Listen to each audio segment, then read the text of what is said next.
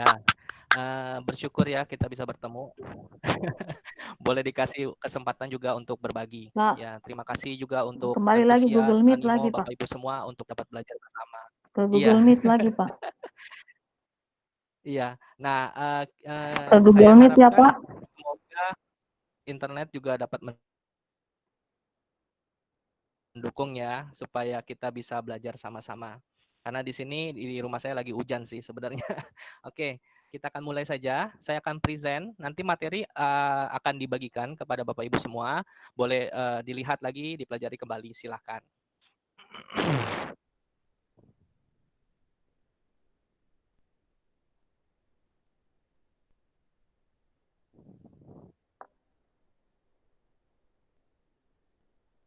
Ya, kita akan mulai. Bisa pakai pulpen. Oke, Ini. judulnya A School, A Place to Learn. Apakah sekolah merupakan tempat untuk belajar? Tempat belajar yang seperti apa? Nah, itu yang akan kita lihat pada hari ini. Kita akan merenungkan, kita akan merefleksikannya bersama-sama. Selama ini, apakah murid-murid kita, apakah yang sudah dipelajari oleh murid-murid kita selama ini? Nah, ini adalah sekolah yang saya juga ambil gambaran dari internet, dan ini adalah contoh dari ruang kelas. Ya, mungkin ruang kelas kita ada yang lebih besar, ataupun ada yang mungkin lebih kecil, lebih padat. Nah, saya ingin membuka dengan pertanyaan seperti ini. Silakan Bapak Ibu boleh tuliskan di kertas, boleh tuliskan di, kalau buka laptop, boleh tuliskan di dokumen mungkin. Ini tidak untuk dikumpulkan, tapi untuk Bapak Ibu sendiri, kita akan mendefinisikan apakah sekolah itu. What is your definition of school? Sekolah itu definisi untuk kita masing-masing seperti apa sih? Nah, kenapa ini penting? Karena dari definisi tersebut itu yang akan mengarahkan kita mengajar anak-anak seperti apa. Ya, terutama during this pandemic time, terutama dalam waktu pandemik ini, kemudian selama pembelajaran di rumah, selama pandemi ini kita belum tahu kapan selesainya. Nah, silakan saya berikan waktu kepada Bapak Ibu semua untuk boleh menuliskan definisi ini, definisi sekolah seperti apa bagi Bapak Ibu masing-masing. Waktunya nggak lama ya, cuma 2 menit. Ada pertanyaan panduan juga, apa yang Bapak Ibu rindukan dari sekolah? Nah, kenapa? Kemudian juga bagaimana itu menjadi berbeda dengan sekolah-sekolah biasa, hari-hari sekolah biasa pada umumnya. Kemudian yang ketiga juga, aktivitas apa yang hanya bisa dilakukan ketika kita bertatap muka langsung dengan murid-murid kita. Ya, silakan, waktunya 2 menit, boleh dituliskan, boleh dipikirkan, silakan.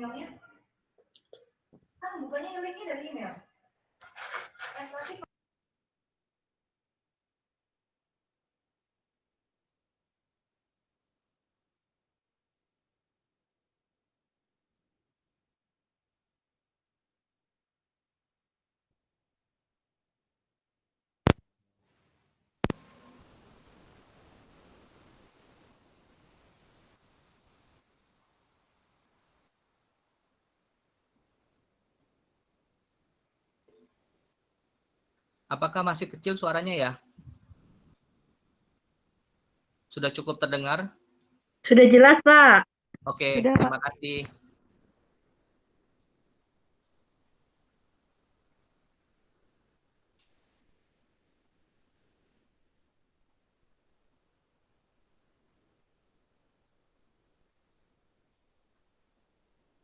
Ya, Bapak Ibu, tolong ditahan sebentar untuk pemikiran tentang definisi sekolah itu. Saya ingin membagikan video. Nah, saya pikir Bapak Ibu akan menonton video masing-masing secara mandiri. Saya akan memberikan linknya dari seorang bernama Sir Ken Robinson. Nah, memang ini dalam bahasa Inggris, tapi Bapak Ibu bisa buka di YouTube dan ada subtitlenya dalam bahasa Indonesia. Saya sudah cek. Kita akan kembali berkumpul bersama-sama setelah Bapak Ibu menonton video ini, kurang lebih selama 20 menit. Nah, setelah menonton video ini, saya ingin Bapak Ibu melihat kembali definisi sekolah yang sudah dibuat. Apakah ada perubahan, apakah ada revisi, atau apakah ada penambahan, ya. Jadi kita akan menonton video ini bersama-sama. Saya akan bagikan linknya. Silakan Bapak Ibu bisa buka sendiri di bagian chat ya. Ya, silakan.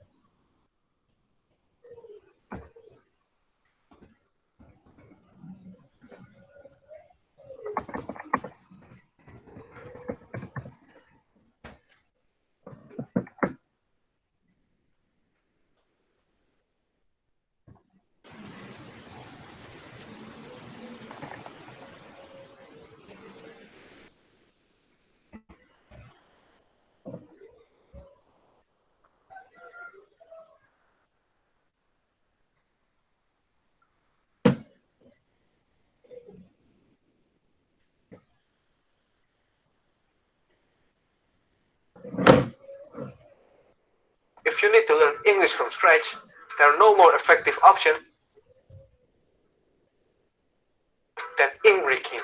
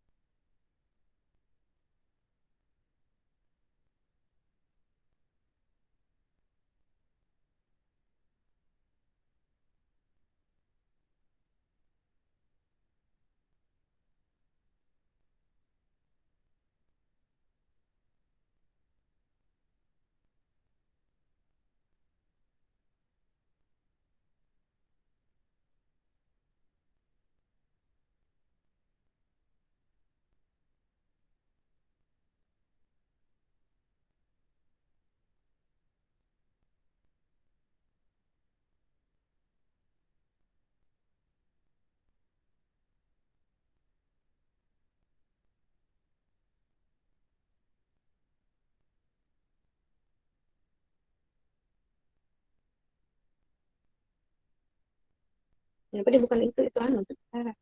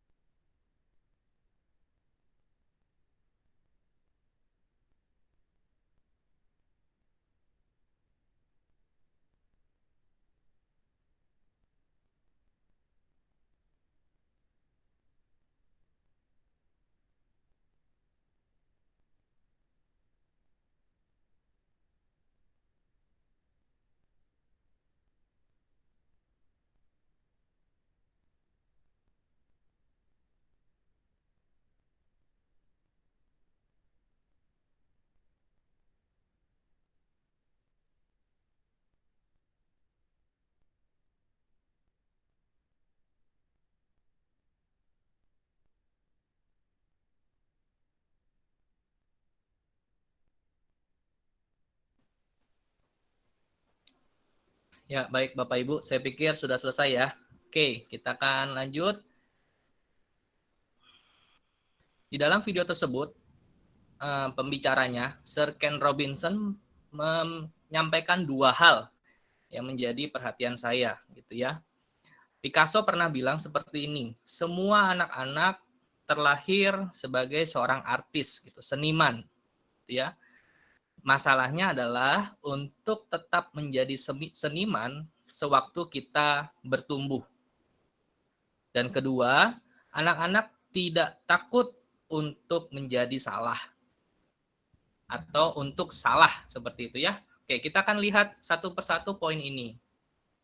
Yang pertama, do we believe that all children are creative?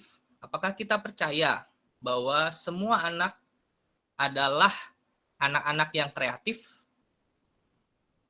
Apakah benar bahwa sekolah membunuh kreativitas murid? Bagaimana kita dapat menumbuh kembangkan kreativitas murid di dalam kelas-kelas kita? Oke, yang pertama, apakah kita percaya bahwa semua anak adalah kreatif? Saya mengambil dari Kejadian 1 ayat 26 yang dikatakan bahwa Tuhan menciptakan manusia dalam gambar dan rupanya. Yaitu berarti bahwa kita diciptakan Tuhan di dalam gambar dan rupanya. Dan berarti bahwa ya, semua anak adalah anak-anak yang kreatif.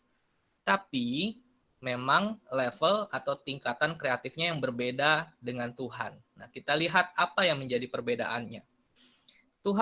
Kreativitas Tuhan itu menciptakan sesuatu dari tidak ada menjadi ada. Itu kreativitas yang Tuhan miliki.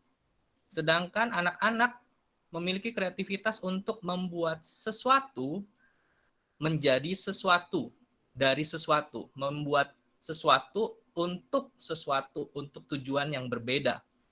Seperti itu. Jadi, kalau dibilang bahwa setiap anak kreatif, ya, setiap anak kreatif, seperti itu. Nah, kita akan lihat nanti lebih jauh lagi.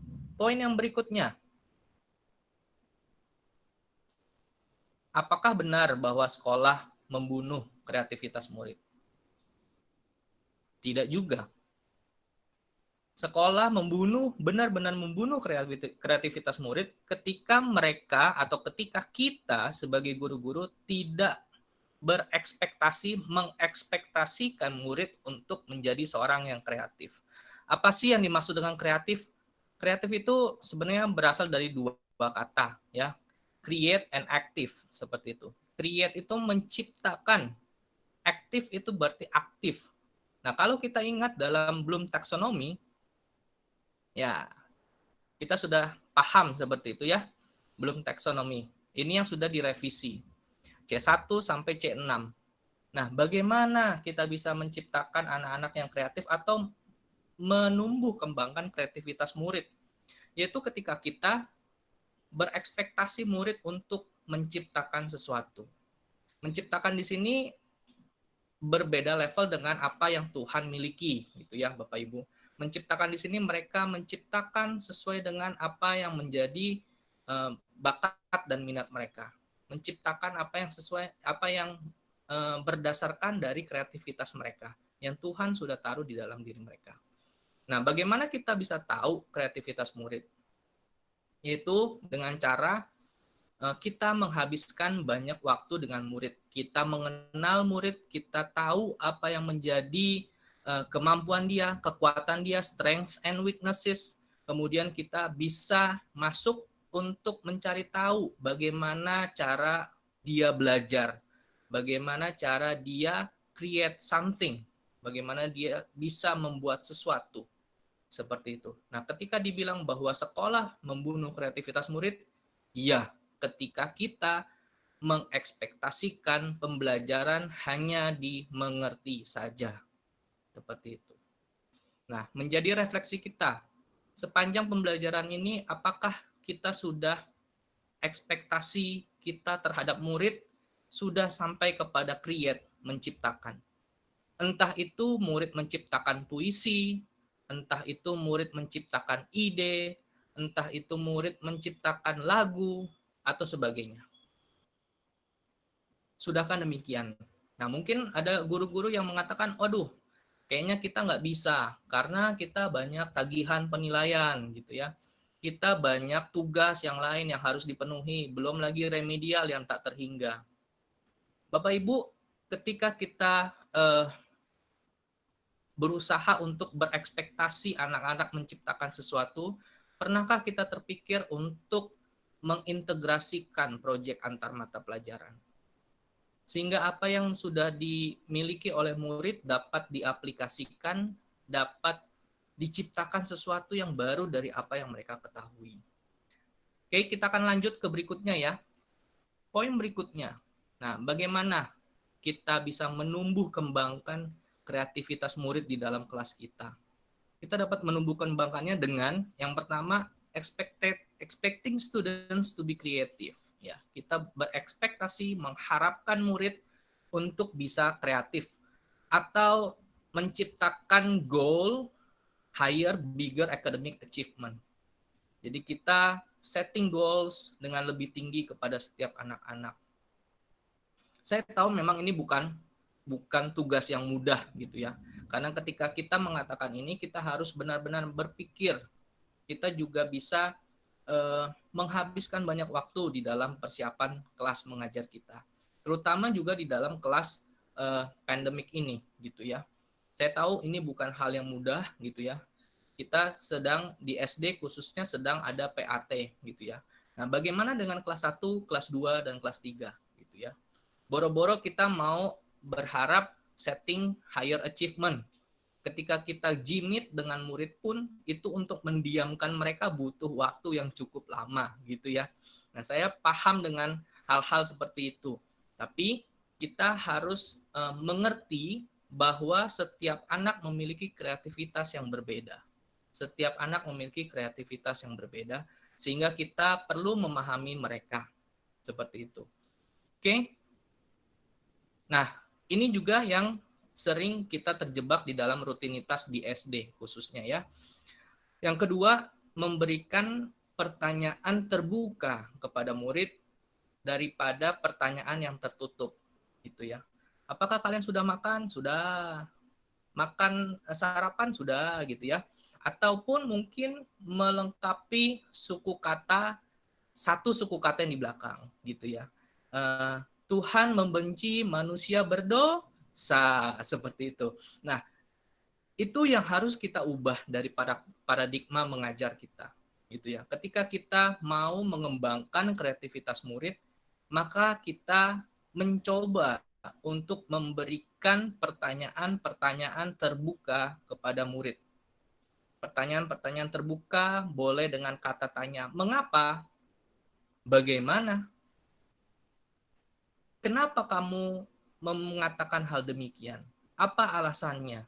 Nah, hal-hal seperti itu boleh kita lakukan, boleh kita latih justru mulai dari kecil, dari anak-anak usia dini, paling kecil, sehingga mereka terlatih untuk boleh berpikir kreatif, untuk boleh melakukan kreativitas yang baik. Oke, kita lanjut ke poin yang ketiga. Nah, ini dia. Memiliki proyek integrasi antar mata pelajaran. Nah, karena kita di SD wali kelas mengajar beberapa subjek ya, beberapa mata pelajaran. Saya pikir bisa kita luangkan waktu untuk membuat atau memikirkan proyek antar mata pelajaran, proyek integrasi antar mata pelajaran. Sehingga kreativitas murid yang ada, yang Tuhan percayakan di dalam kelas kita tetap bisa berkembang, tetap bisa bertumbuh seperti itu. Selanjutnya, melakukan metode Socratic dialog Socrates.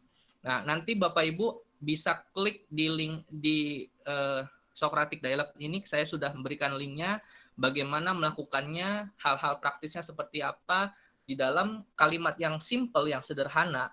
Socratic dialog methods itu adalah dengan menjawab pertanyaan murid dengan jawaban. Jadi kita tidak langsung menjawab pertanyaan murid sesuai dengan apa yang diekspektasikan oleh mereka. Kita bisa menanyakan balik kepada murid sehingga mereka dapat mengambil kesimpulan berdasarkan pemahamannya mereka, gitu ya. Tapi kita harus hati-hati di dalam menggunakan metode ini karena keterampilan guru membuat pertanyaan itu sangat penting. Nah, oleh karena itu bagaimana kita bisa melakukannya, yaitu dengan melatihnya dan melatihnya. Ya, nomor kelima. Nah, ini memiliki strategi differentiated learning, ya, pembelajaran yang berbeda. Pembelajaran yang berbeda itu bisa kita lakukan ketika kita menggunakan area-area. Contohnya di dalam kelas kita membuat 4 area misalnya ya, atau misalnya membuat 4 tugas yang berbeda kepada murid. Misalnya satu mempresentasikan dengan drama, satu bisa mempresentasikan dengan musik, satu bisa mempresentasikan dengan pidato, dengan berpuisi. Nah, itu merupakan contoh strategi pembelajaran yang berbeda. Nah, di saya juga memberikan link di dalam ini, Bapak Ibu bisa pelajari lebih lanjut apabila ingin mengetahuinya. Oke, sampai di sini Bapak Ibu apakah ada pertanyaan?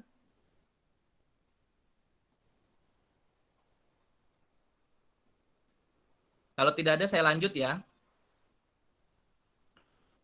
Yang berikutnya, poin berikutnya.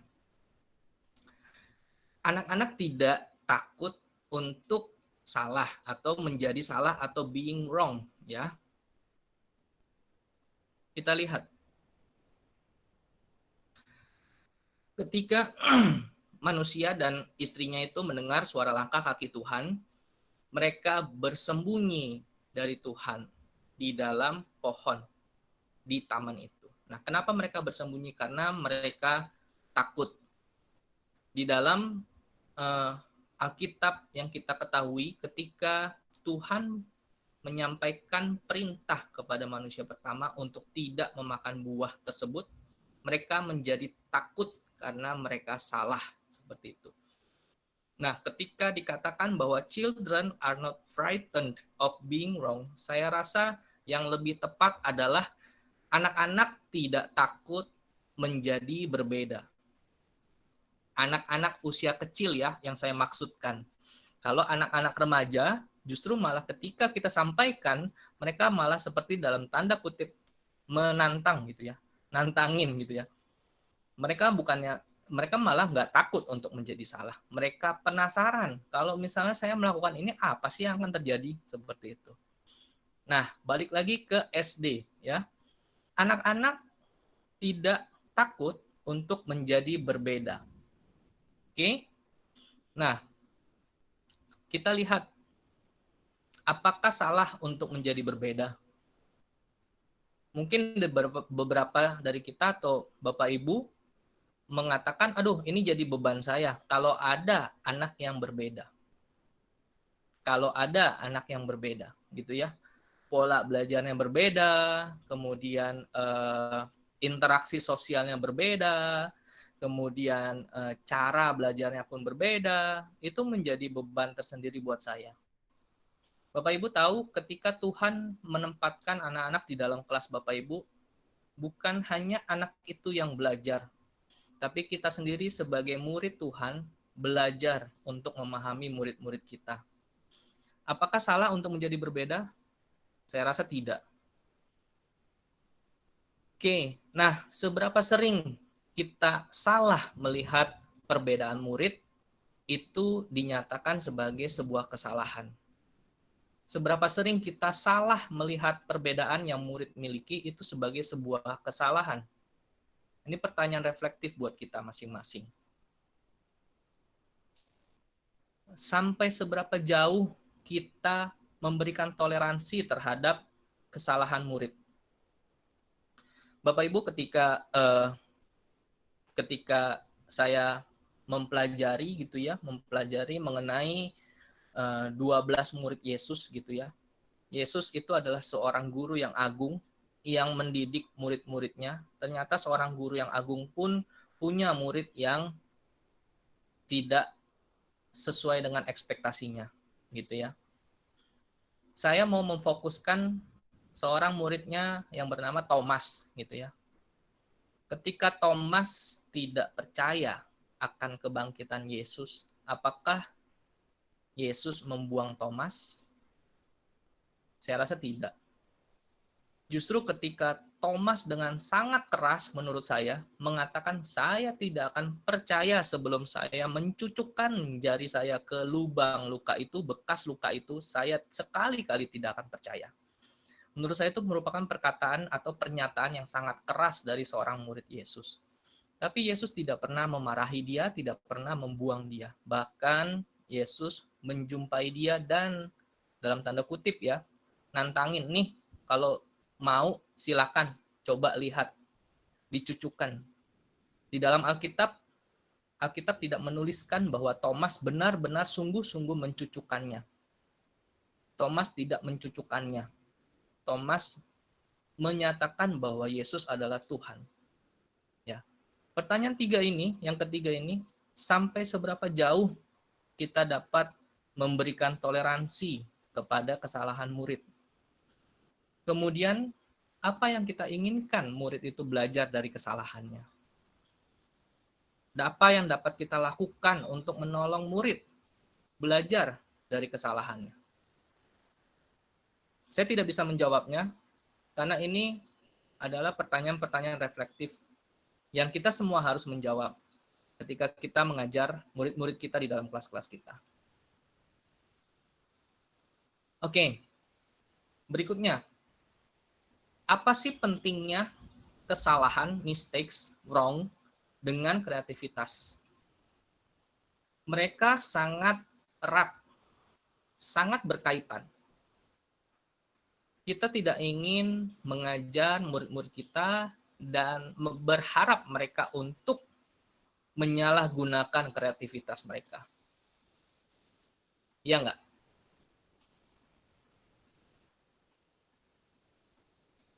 Nah, sewaktu kita menuliskan sekolah, definisi sekolah itu seperti apa, saya ingin tahu ada berapa banyak dari Bapak Ibu yang menuliskannya berdasarkan visi dan misi dari sekolah kita.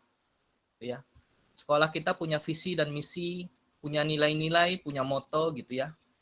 Saya tidak menyalahkan, mungkin Bapak Ibu yang tidak menuliskannya sesuai dengan ini, tidak, tapi mungkin kita perlu refleksi. Mengapa kita tidak menuliskan definisi sekolah itu berdasarkan dari visi dan misi yang sudah ditetapkan?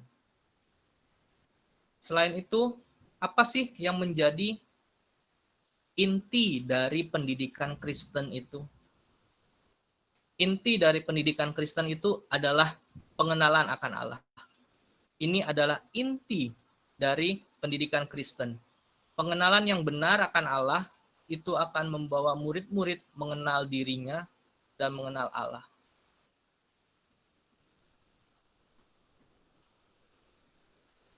Pengetahuan yang benar akan Kristus dan kasih karunia Tuhan akan menolong murid untuk mengetahui siapa diri mereka di hadapan penciptanya atau identitas. Yang kedua, memahami tujuan dari keberadaan mereka di dunia ini. Yang ketiga, dapat menjadi berkat bagi orang lain, bagi sesama.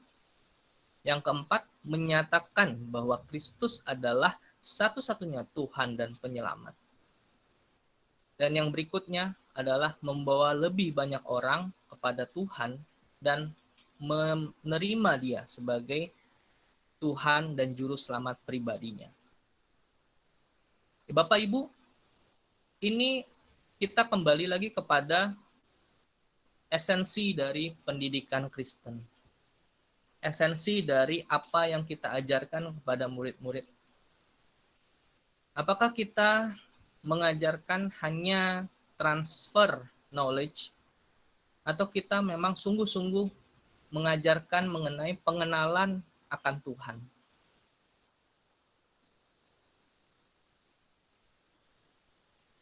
Pengenalan akan Allah bukan berarti kita harus sekolah teologia terlebih dahulu. Pengenalan akan Allah bukan berarti kita harus memahami Alkitab secara sedalam seperti pendeta, seperti guru Injil. Tidak, Bapak Ibu. Pengenalan akan Allah itu kita alami setiap hari. Pengenalan akan Allah itu kita berproses di dalam hidup kita. Pengenalan akan Allah artinya adalah kita berbagi hidup, sharing life terhadap murid-murid kita. Nah, ketika kita melakukan itu, kita juga menjalankan apa yang menjadi amanat agungnya Tuhan. Tugas kita sebagai seorang guru hanya menabur, Roh Kudus yang memberikan pertumbuhan. Kita tidak tahu kapan benih yang kita tabur itu akan tumbuh. Kita tidak tahu kapan hasil dari apa yang kita tabur akan kita lihat.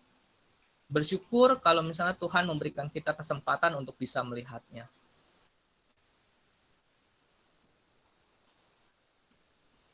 Oke, jadi sekolah apakah tempat untuk belajar? Ya, tentu saja. Tempat belajar untuk mengenal identitas yang benar dari murid dan natur dari dunia ini. Identitas murid itu kita bukan hanya bercerita tentang murid-murid kita di kelas, tapi kita sendiri sebagai seorang guru merupakan murid di hadapan Tuhan. Tempat untuk belajar tentang kasih dan melatihkannya di dalam kehidupan sehari-hari. Tempat untuk mengenal lebih jauh, lebih kenal tentang Tuhan yang berkuasa dan ciptaannya yang begitu indah di dalam hidup ini. Yang keempat, tempat untuk, ya silakan Bapak Ibu boleh isi sendiri sesuai dengan definisi yang tadi Bapak Ibu buat, atau mungkin ada insight-insight tambahan baru, boleh dituliskan. Karena menurut saya definisi itu sangat penting ketika kita ingin mengerjakan sesuatu. Jadi apa yang kita kerjakan itu lebih bermakna. Oke Bapak Ibu, terima kasih. Terima kasih untuk atensinya. Dan saya minta maaf kalau misalnya dalam webinar ini ada kata-kata saya yang salah. Saya buka ruang pertanyaan, silakan. Oke, terima kasih Pak Jeko. Bapak Ibu boleh menuliskan pertanyaannya di chat box yang sudah tersedia. Sejauh ini ada satu pertanyaan dari Ibu Rici Tumita. Pertanyaannya adalah tadi Pak Jeko sempat menyebut tentang differentiated instruction, kan gitu ya, artinya mendekati semua anak dengan pendekatannya masing-masing, kan begitu kan ya? Ya. Nah, masalahnya bagaimana mengantisipasi atau bagaimana menyelesaikan tagihan penilaiannya, Pak Jeko, karena kan setiap anak punya preferensinya berbeda, kan begitu kan ya? Ada yang sukanya gerak, ada yang sukanya segala macam. Mungkin Pak Jeko bisa tanggapi. Mohon perhatian dari Ibu Rici Tumita. Ibu Rici. Silakan Pak Jeko. Bu Rici, terima kasih untuk pertanyaannya, Bu Rici. Nah, sebagaimana kita tahu bahwa KD, kita memiliki KD ya, kompetensi dasar. Nah, kompetensi dasar itu sudah harus dimiliki oleh murid, seperti itu ya. Bagaimana cara mencapainya mungkin bisa berbeda. Salah satunya dengan differentiated learning strategies. Nah, differentiated learning strategies ini seperti apa? Itu instruksinya semua jelas sampai kepada penilaian. Penilaiannya memang berbeda-beda, Bu. Sesuai dengan apa yang dilakukan oleh murid, seperti itu. Jadi kalau misalnya murid presentasi, penilaiannya di dalam presentasi itu pasti ada konten kan. Nah, konten itu kita nilai berdasarkan kompetensi dasar yang kita ukur kepada murid, seperti itu. Nah, di dalam presentasi itu juga ada sisi kreativitasannya. Nah, ketika kita ngomong sisi kreativitasannya, apa yang Ibu harapkan dari presentasi tersebut? Apakah Ibu berharap murid itu presentasi dalam berpuisi?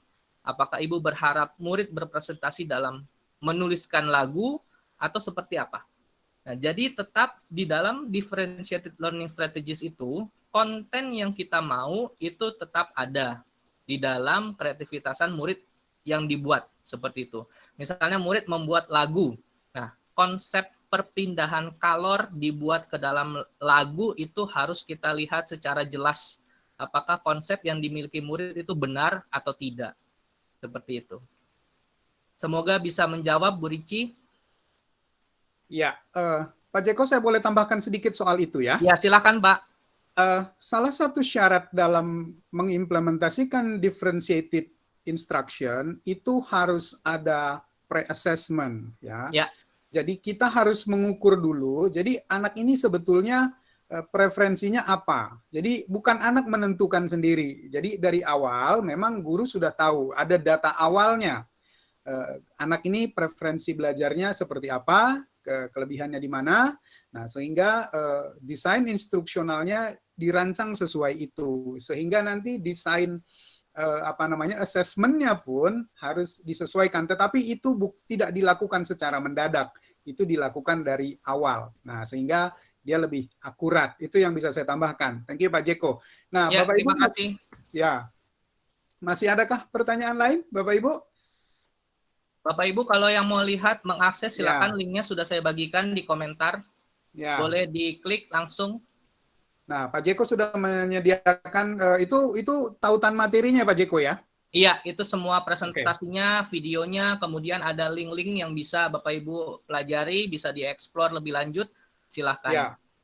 Oke, Bapak Ibu, saya persilakan, kita masih ada beberapa menit lagi sebelum waktunya selesai. Saya pikir ada beberapa poin yang Bapak Ibu bisa pertanyakan gitu ya. Tentang kesimpulan-kesimpulan yang tadi diambil, yang tadi coba disanggah oleh Pak Jeko oleh yang tadi kita tonton di YouTube tadi. Nah, saya pikir itu bisa kita bisa elaborasi dengan baik, seperti umpamanya mengapa di hampir semua sekolah di dunia ini matematika ada di peringkat atas, sedangkan humaniora itu ada di bagian bawah. Nah, kira-kira dalam hal ini bagaimana kita harus mengantisipasinya sehingga anak-anak kita bukan hanya anak-anak yang berorientasi eksakta semata-mata. Saya pikir begitu. Silakan. Ada pertanyaan dari Bu Shirley? Ya, home learning, adakah cara yang sederhana agar pembelajaran yang kita sajikan tetap bisa menumbuhkan kreativitas, Pak Jeko? Silakan. Ya, kalau yang pertama gitu ya, menumbuhkan kreativitas pasti kita ada banyak strateginya. Saya bisa menyampaikan, tapi yang lebih penting adalah ketika di dalam masa home learning ini gitu ya, sebaiknya kita memberikan atau menumbuhkan rasa penasaran kepada murid gitu.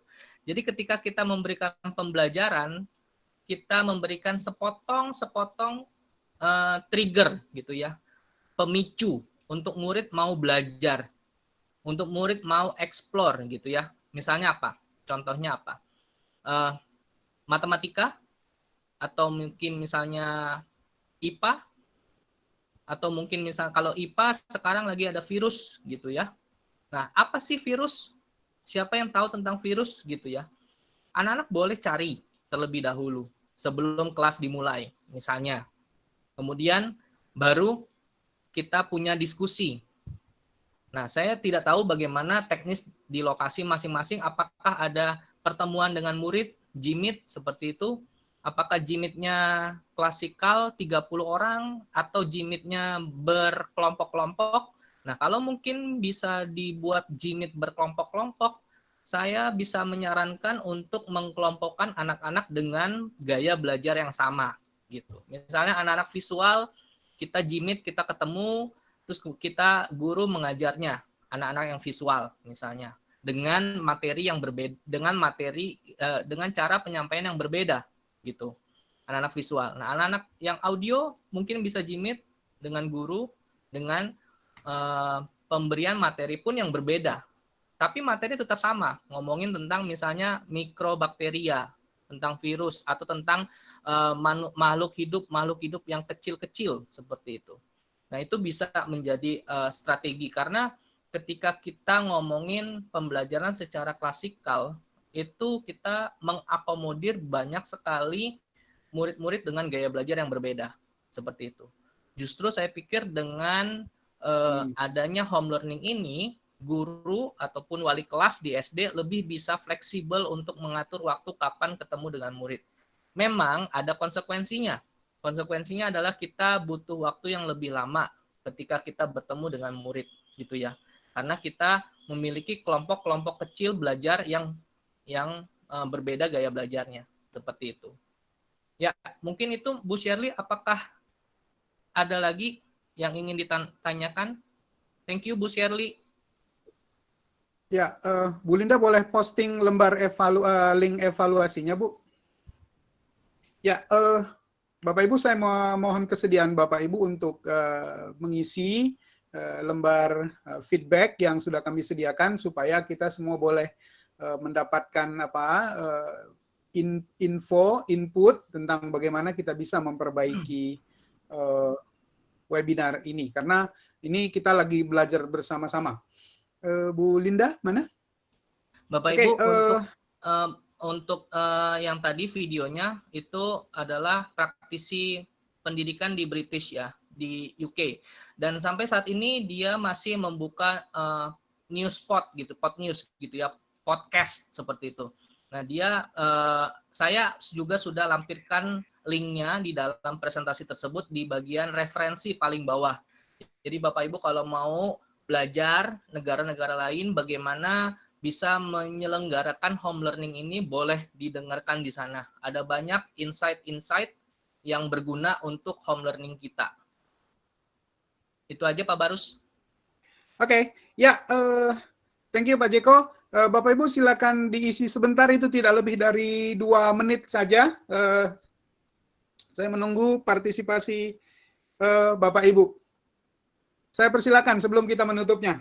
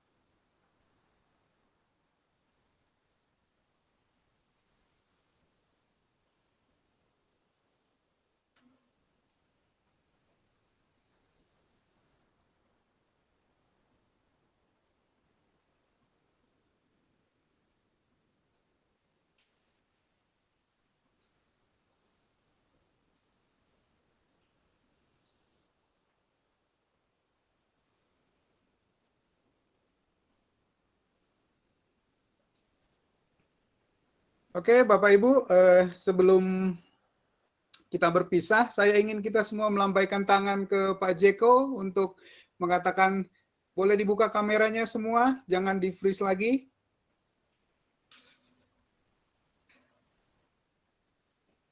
Oke, mari kita buka, kalau nggak bisa buka kamera, buka itunya deh, buka buka mikrofonnya, kita tepuk tangan buat Pak Jeko. 1, 2, 3.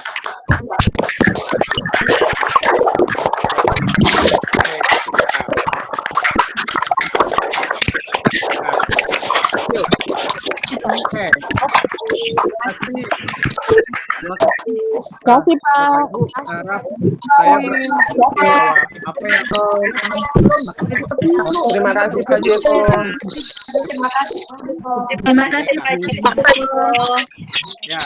Oke, Bapak Ibu. Mari kita berdoa. Kita berdoa bersama. Terima kasih Tuhan untuk hari ini. Tuhan menyediakan kesempatan kami untuk belajar sekali lagi. Kami berdoa biarlah apa yang kami pelajari hari ini boleh menambahkan kepada kami wawasan, boleh menambahkan kami hikmat, sehingga kami boleh mengelola pekerjaan kami, pelayanan kami dengan lebih efektif lagi.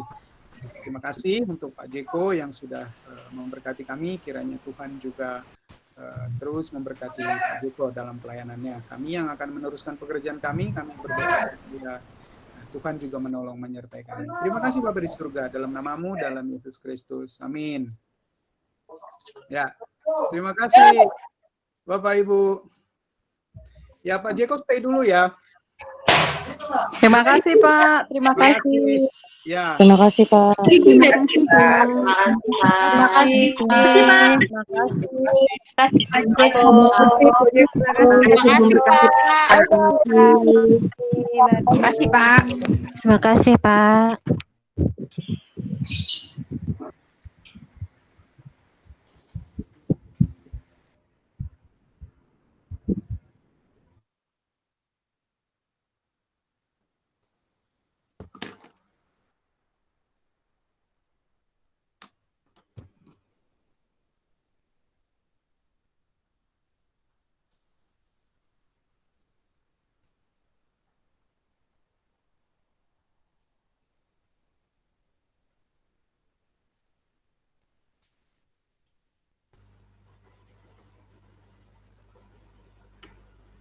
Terima kasih Pak Jeko.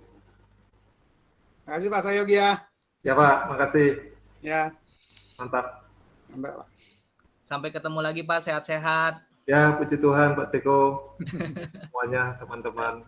Pak Barus. Terima kasih Pak. Terima kasih. Makasih Pak Sayugi ya. Ya Pak, thank you.